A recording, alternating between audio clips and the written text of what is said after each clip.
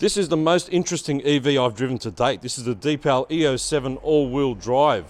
Now, I want to call it an SUV, but I'm going to do a bit of a whip around in a second. This car's a bit of a mind bender. So finished in this nice sort of satin finish, which I quite like. In terms of vitals, full EV, dual motor, a staggering 440 kilowatts. Will take this quite large and heavy vehicle to 103.9 seconds, which is kind of wild. But let's look at the interior. Look, I've always been a sucker for contrasting interior colors, but someone mentioned yesterday it looks like a watermelon exploded in here. I'm going to say it's peach. One thing's for certain, the finishing in this car is superb. So really well finished. The materials are all really super high grade. My only frustration at the moment is that everything goes through that screen. So as you can see, there's no buttons here.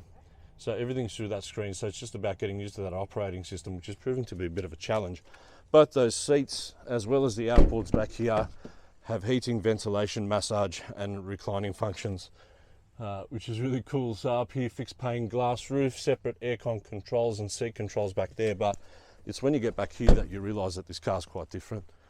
Now, this is called a multi-truck, is what some people are calling it. And that's because this goes up, this tailgate goes down. These can fold completely flat, as well as that glass partition, revealing this space here, which is kind of like a ute, I guess. Now, I need to check if this is all weatherproof. I'm going to do a stack more content on what happens back here separately, guys.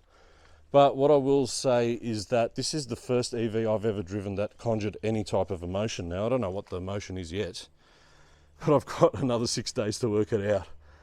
So, guys, on review for Exhaust Notes Australia, the full review will come, but keep your eyes peeled because I reckon there's going to be a stack of content on this one. Any questions, pop them in the comments.